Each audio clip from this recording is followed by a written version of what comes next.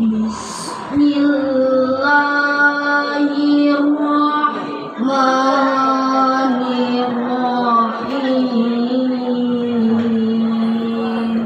Karena begitu saya tadi diberi bukunya, saya lihat tahun dan masanya, insya Allah Mbah Soleh Sani ini dalam keyakinan saya mu'asyarah satu masa, satu zaman 13. Mbah Soleh lahir 1862. Bedanya hampir berapa tahun ini? 50 tahun. 50 ya? Hampir 50 tahun. Bedanya Syekh Nawawi dengan Mbah Soleh hampir 50. Persisnya 49 tahun. Kalau melihat tahun lahirnya Mbah Soleh Sani, ini berarti Mbah Soleh Sani itu satu kurun dengan Syekh Mahfud Termas. Lahirnya kira-kira ya kurang lebih segini, satu kurun di atas sedikit dari Kiai Haji Muhammad Ahmad Dahlan dan di atas Mbah Hashim Asy'ari. Saya baca di sini sekilas penjelasan beliau ngaji dari Syekh Bakri Sato, betul ya? Salah satu ulama yang juga dipuji. Amin. Niku satu gani. Itu saya adiknya Pak Kiai Ma'ruf Amin Wapres. Naik pada Syekh Nawawi Al-Bantani, jatuhnya cucu keponakan. Simbah buyut saya namanya Abdullah bin Umar. Adiknya Muhammad Nawawi bin Umar. Jadi simbah buyut niku adik bungsu. Syekh Nawawi kakak pertama, Bajeng. Mbah Buyut ngaji sama Syekh Nawawi 16 tahun di Mekah. Yang menarik yang cerita itu adalah seorang Belanda namanya Snoek Hoogrome. Saya temukan ini ketika saya menelusuri sejarah. Maka tadi itu saya mendengarkan ketika baru datang penjelasan tentang Mbah Komarudin, Mbah Soleh Sani dari Kiai siapa tadi itu? Ilmu Tofar, walaupun saya lambat, senang saya. Tadi saya puji dari dalam, Masya Allah Pak Yai ini di luar Martin dengan nama Abdul Muhtar. Nah, kalau Martin, Pak Guru Besar tadi yang melakukan penelitian di seluruh Indonesia pada awal atau akhir tahun 80-an sampai 90-an, beliau meneliti, yang London itu meneliti serius. Pondok-pondok se-Indonesia gitu. Dari ujung ke ujung, ternyata pondok itu benar seperti yang dikatakan tadi. Direktur Pondok Gede Pesantren Kemenak Profesor Dr. Kiai Haji Waryono Abdul Ghafur mayoritas NU. Dari mana tahunya? Dari buku-buku, kitab-kitab pelajaran yang diajarkan itu semua menunjukkan paham Ahlus Sunnah wal Jamaah An-Nahdiyah yang ikutin Nahdlatul Ulama. Apa misalnya? Fikihnya Safinah, Kasifatus Saja, atau tauhidnya Nurul Walam, syaratnya Aqidatul Nawawi sampai Syekh Nawawi. Nanti naik kadang tahun saya naik lagi, semuanya dipelajari termasuk tasawufnya, marokil ubudiyah, syaratnya Bidayatul Hidayah, itu semua yang mengajarkan paham yang moderat, toleran, ya, anti kekerasan dan tidak mudah mengkafirkan kepada sesama muslim. Dan yang paling penting, cirinya pondok-pondok NU ini selain sanatnya yang jelas tadi, pahamnya sudah benar, selalu mengajarkan cinta kepada agama dan cinta pada tanah air dalam satu kaitan. Saya ingin tegaskan kepada yang hadir, tolong ini disampaikan dengan tradisi keilmuan kita yang sudah kuat di sananya, tolong dijaga. Ngasih kita itu tolong dijaga. Zaman boleh modern, sekarang memang zaman boleh modern, tapi tradisi keilmuan klasik seperti tadi, kemampuan menulis, membaca, membuat syair atau apapun lah, itu tetap dijaga. Kalau kita hanya hadir acara call Mbah Soleh Sani setiap tahun, Mbah Soleh Sani karena kita A, B, C, D, Tapi kemudian generasi-generasi saat ini tidak ada yang melakukan hal yang sama dengan Mbak Soleh saat ini. Maka kapan kemudian misalnya Pondok Komarudin mau kader, ayo Benono itu alumni dari PP Komarudin, Pondok Komarudin, anak cucu, wayah, cucu, cicit, sanggah, segala macam bahasa caranya dikader untuk juga melakukan hal yang sama seperti yang dilakukan oleh almarhumah Mbak Soleh Sani. Kalau Mbak Soleh Sani berkenaan kita, ayo cucunya, alumninya, musik, nggak usah takut lah. Pengurus itu kalau salah dimaklumi. Riala ini jadi kata ini mau betul-betul. Dia Arab paham dan itu biasa.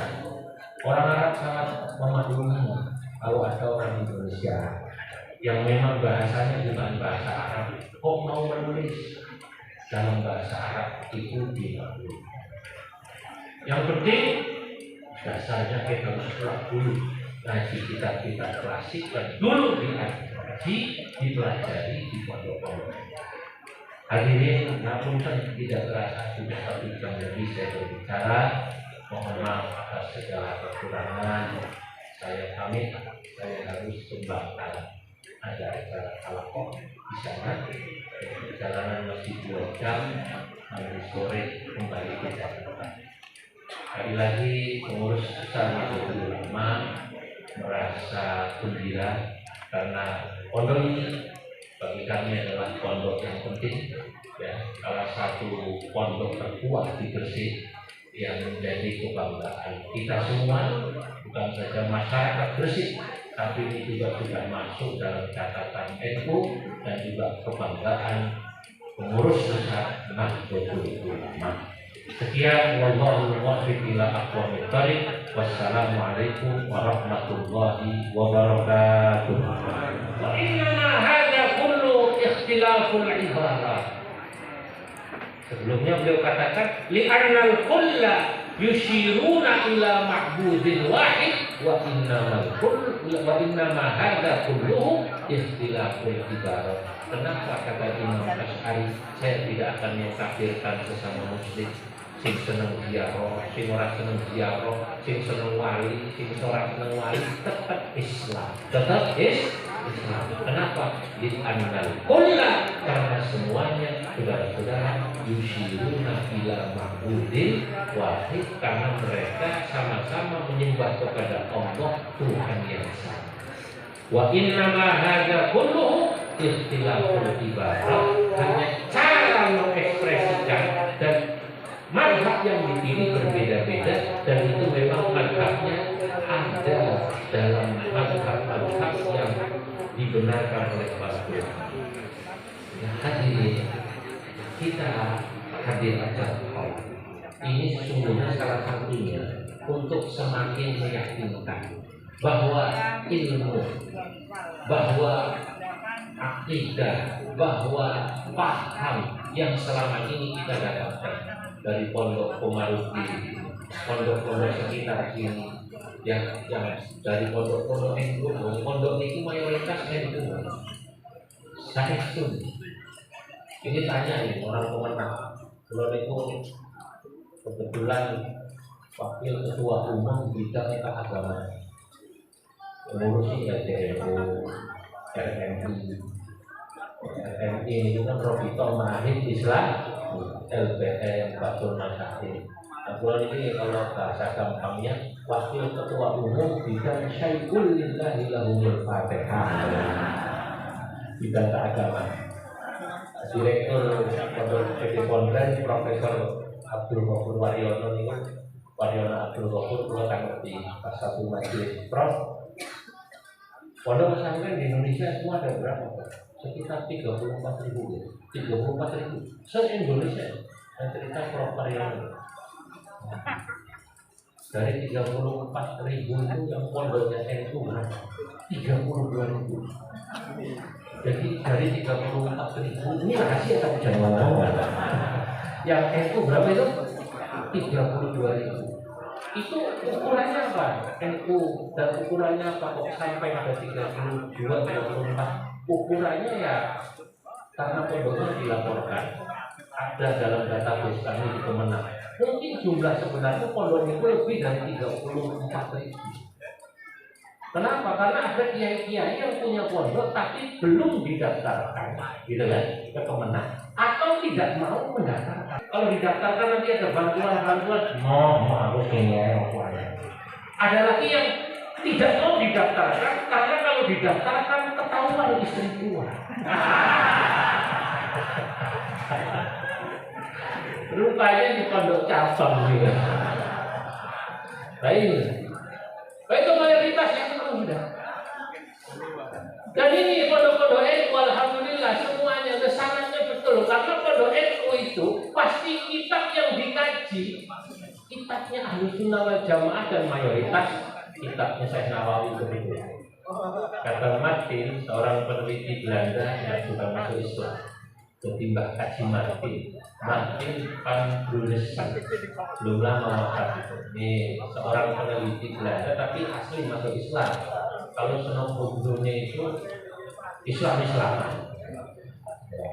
tapi ya saya berhutang lah sama senang bukunya. Maka saya katakan dalam kitab saya, walam akun mimma syaraktu Buddha min katibin mustasyrikin Holanda fa innahu asarahu wa akramah wa sakinun di Makkah nisfasana wa ba'dahu min yasinil padani jauharatal isnadi wal ma'ani wa qad ata bil ajabil ajabi dhikral asani bila tirabi.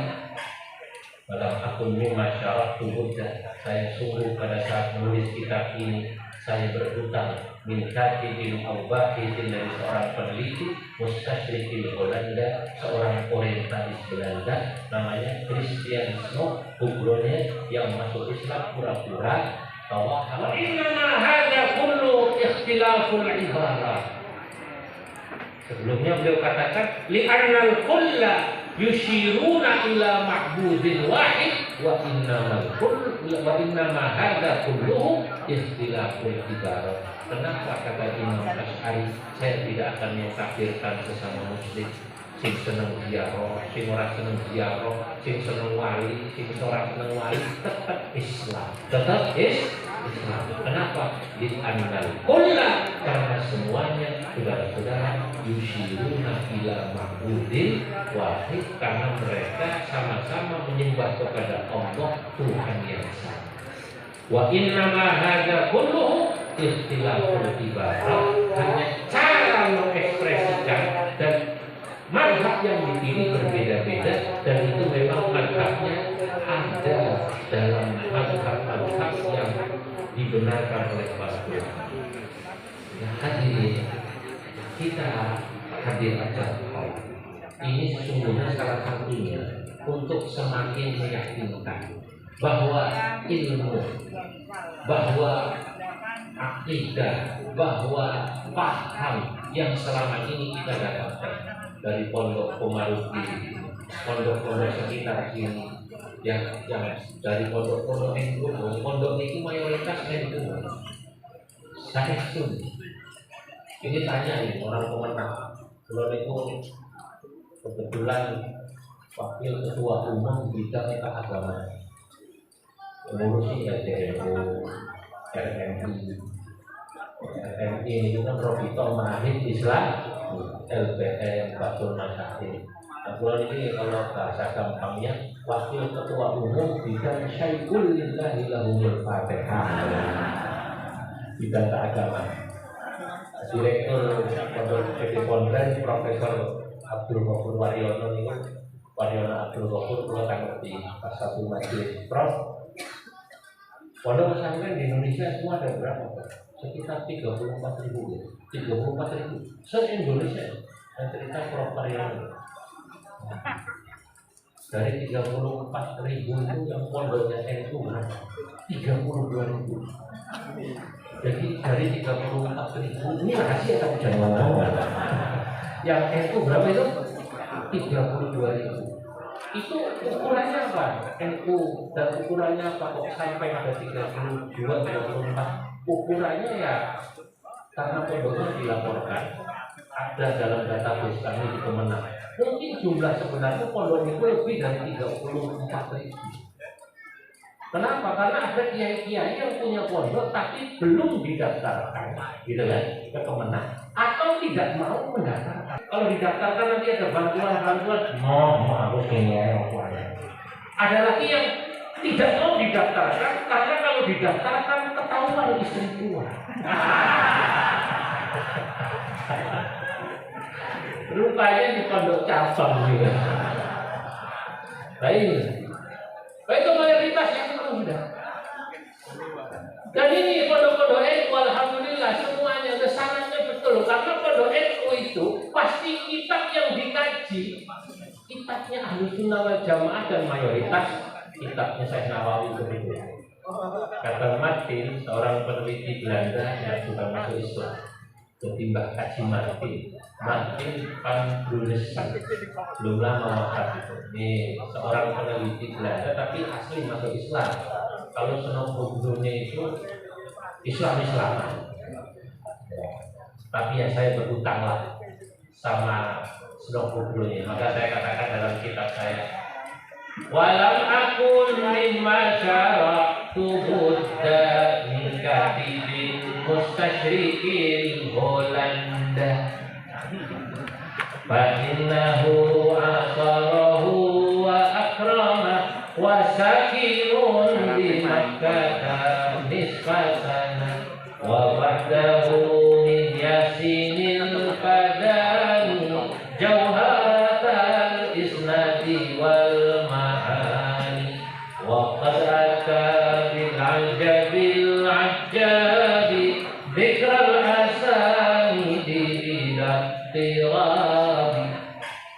Walau akun mimma syara'tu budda, saya sungguh pada saat menulis kitab ini saya berhutang min katibin al-bahitin dari seorang peneliti mustasyrikil Holanda, seorang orientalis Belanda namanya Christian Senopogrunya yang masuk Islam pura-pura bahwa hadir acara haul.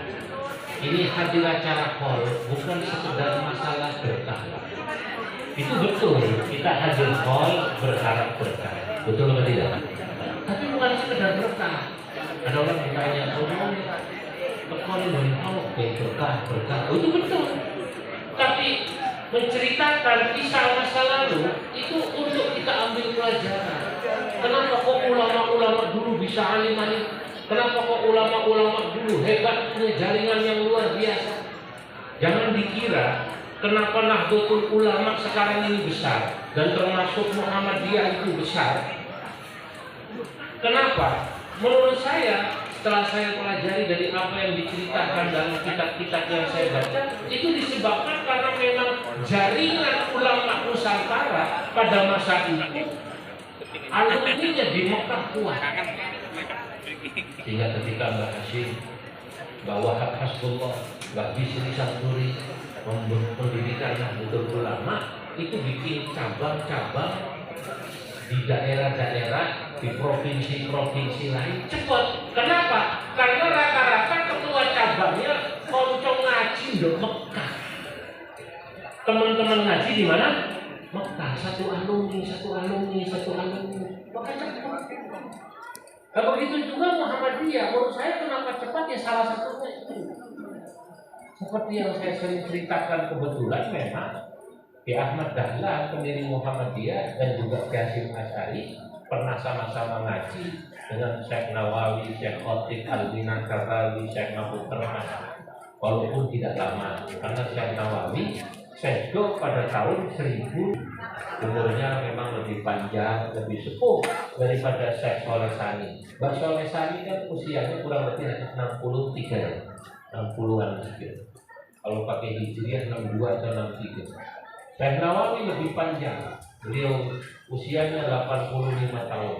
kitab yang paling terakhir yang dalam catatan saya, dalam kitab saya itu ditulis, dianggit oleh Syekh Nawawi pada saat beliau sepuh adalah kitab Nasoihul Ibadah. Ini kitab terkenal. Rata-rata santri ngaji kitab apa? Nasoihul Ibadah. Nasoihul Ibadah ditulis pada saat Syekh Nawawi yuswane usianya 81 tahun. Bayangkan Syekh Nawawi usia 81 sekarang kita. Kalau tafsir Munir ditulis sekitar usia 65 tahun. Dan itu yang usul ya itu, yang usul Syekhona Khalil. Syekhona Khalil itu ditanya sama Habib Salim bin Jindan, muridnya yang dari Jakarta.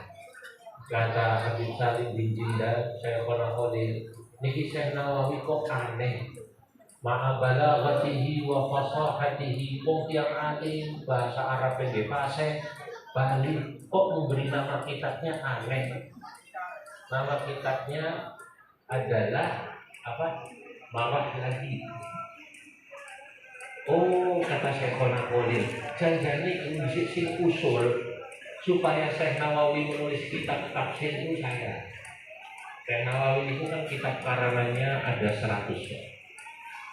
Yang sampai pada kita sekarang yang masih dicetak kurang lebih 45. Tapi muridnya mengatakan Syekh Nawawi menulis 100 kitab. Yang mengatakan ini namanya Abdul Sattar Ad-Dahlawi. Itu ngaos kali 2 tahun, mulazamah muddah isyirin sana 20 tahun, sama seperti Syekhona Khalil 20 tahun. Nah, kata Syekhona Khalil, saya usul Mbak Yai tolong tulis tafsir supaya dibaca sama masyarakat, ditulis. Nama tafsir itu awalnya kata Syekhona Khalil diberi nama Al-Qiran fi Tafsiril Quran. Awalnya nama tafsirnya apa? Al-Qiran fi Tafsiril Quran. Baru belakangan dirubah namanya menjadi Marah lagi. Kultu fi kitabi, yang kemudian saya maksud dalam kitab saya, wa khairu qutbihi marah lagi likashfi ma'na Qur'anin majid. Wa khairu qutbihi, di antara kitabnya Syekh Nawawi yang paling utama marah lagi adalah kitab marah lagi likashfi ma'na Qur'anin majid. Hadirin, ini jaringan ulama Nusantara. Ini luar biasa pada masa lalu. Sekarang kita bisa melihat pesantren di Indonesia hadir acara haul mendengarkan manaqib sejarah ulama-ulama besar, membaca kembali sejarah, membaca kembali turas, itu penting. Saya senang sekali membaca sejarah turas itu. Beberapa buku-buku klasik saya baca supaya kita tahu tentang peradaban. Karena ada ungkapan yang sangat masyhur, kurang lebih berbunyi, man la madhiya lahu la hadira lahu, wa man la hadira lahu la mustaqbala lahu. Barang siapa orang yang tidak pernah membaca, mengambil pelajaran dengan peradaban masa lalu, man la madhiya lahu la hadira lahu, dia tidak akan pernah bisa membangun peradaban yang baik bagaimana pada masa saat dia hidup saat itu. Pada saat dia hidup, dia tidak akan pernah bisa membangun peradaban, memperbaiki peradaban. Kenapa? Karena dia tidak pernah belajar dari peradaban masa lalu. Buku ini saya tambahi baik saja. Lanjut. Wasalihus sani Syekhul Faqih Najmul Gresiki Sidhu bil Ani. Ada Mbah Soleh Sani Syekhul Faqih, gurunya Mbah Faqih Mas Kumambang. Betul ya? Saya baca katanya gurunya Mbah Faqih Mas Kumambang. Najmul Gresiki, bintangnya ulama Gresik. Lebih Gresik mau busakir barang murah. Saya khusyuhi lil wajidil kurama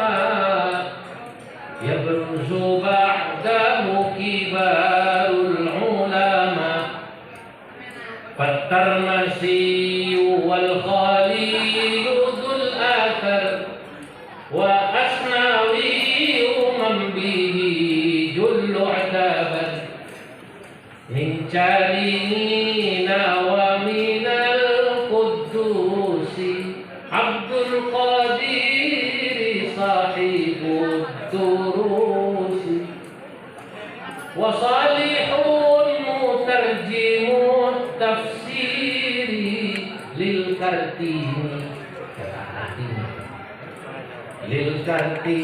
الفائقة التأثير Syekhus Syuyukh lil Adidil Kurama. Syekh Nawawi itu adalah Syekhus Syuyukh, gurunya para guru. Lil Adidil Kurama, bagi orang-orang banyak yang alim-alim yang mulia-mulia. Ya berusu ba'dahu, muncullah sesudah beliau kibarul ulama, ulama-ulama besar. Saya sebut di antaranya karena nazam saya dahulukan. Sebenarnya kalau tua dan guru Syekh Khalil murid Syekh Nawawi, gurunya Syekh Mahfud, tapi karena nazam saya dahulukan. Fatar Masih wal Khalil dzul Athar. Di antara murid beliau yang menjadi ulama besar adalah Fatar Masih, Syekh Mahfud masyhur.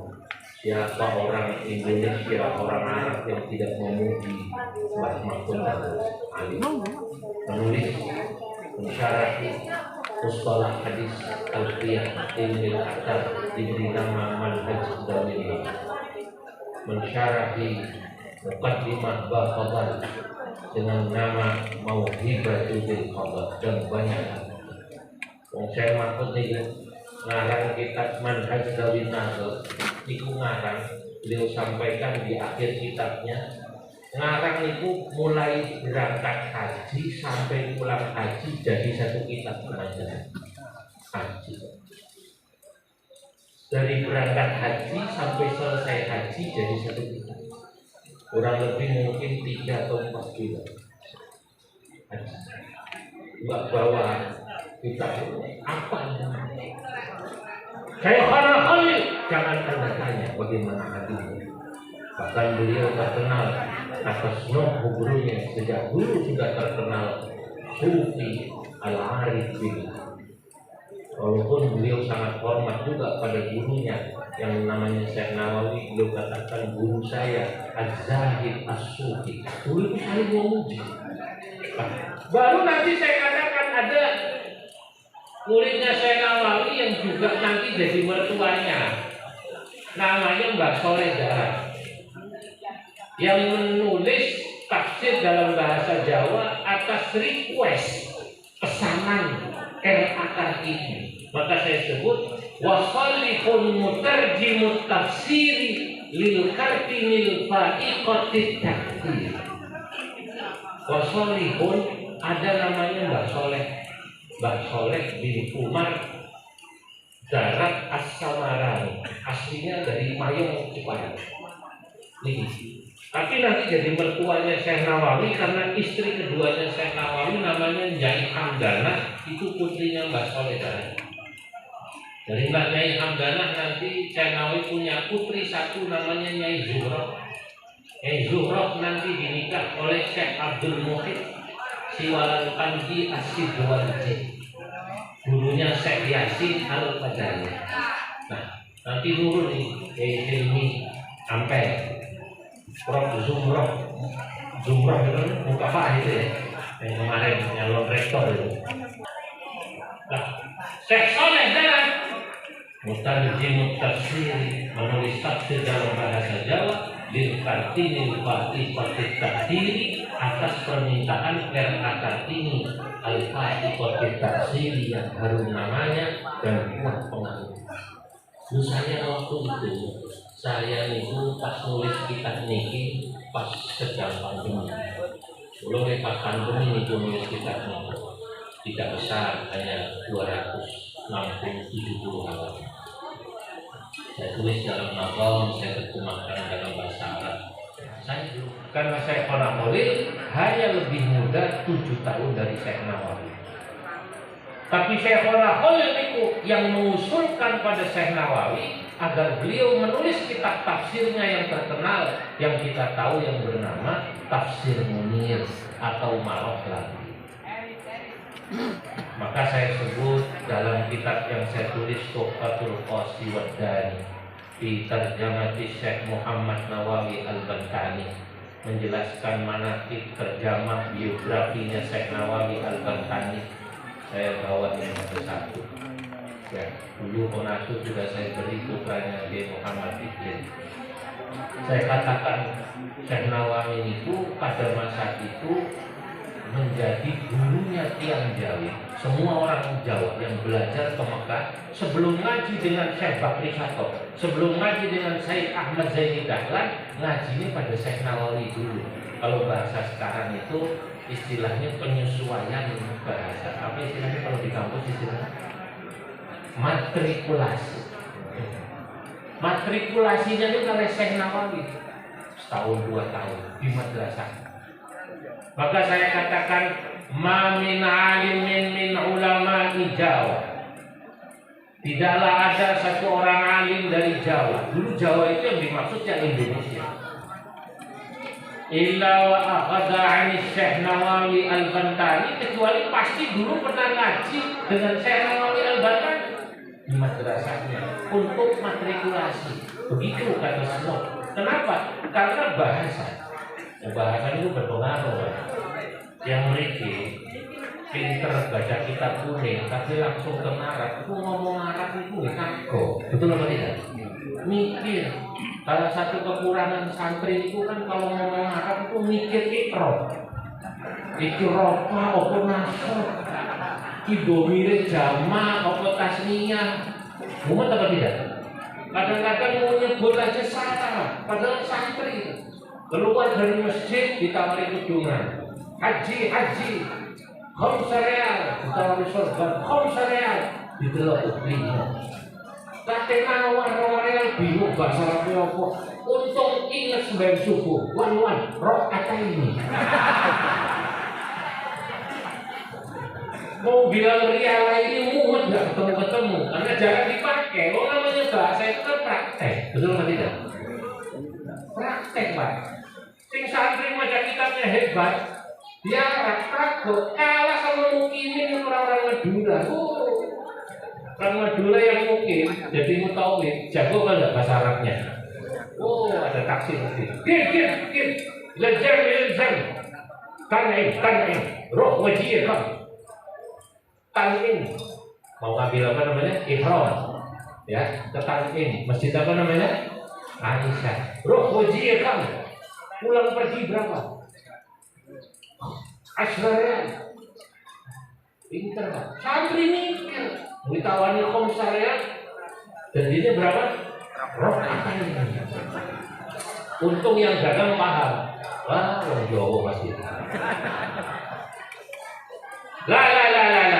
Salat rakaat fardhu lillahi ta'ala. Allah. Nek film telu gitu. Jadi matrikulasi dulu itu. Di Mekah ngaji dulu. Ini cerita seno. Saya mau baca cerita tadi Kiai itu cerita. Untuk para cerita ya saya cerita. Enak ngaji itu pada kita dongeng, betul atau tidak? Nah iya. Ngaji dulu kata seno pada Syekh Nawawi di madrasahnya di Syekh Ali. Makanya dikatakan saya kemudian membahasakan ini bahasa saya. Ma min alimin min ulama Jawa illa wa akhadha 'ani Syekh Muhammad Nawawi. Tidaklah dulu ada orang yang alim dari tanah Jawa belajar ke Mekah, pasti ngaji dulu sama Syekh Nawawi. Au akhadha 'an talamizatihi au darasa kutubahu ila waqtinal hadis. Pasti ngaji sama Syekh Nawawi, ngaji sama muridnya Syekh Nawawi, atau membaca kitab-kitabnya Syekh Nawawi. Makanya Syekh Nawawi termasuk ulama Indonesia yang sampai sekarang dianggap paling produktif. Walaupun nanti ada perdebatan lebih hebat mana Syekh Nawawi dengan Syekh Mahfud Termas. Ya kalau ukuran guru murid ya menang Syekh Nawawi gurunya. Tapi memang Syekh Mahfud Termas masyhur karena beliau menulis disiplin ilmu hadis yang waktu itu dianggap levelnya tinggi. Tapi Syekh Mahfud, Syekh Khalil Bangkalan dan para masyayikh Jawa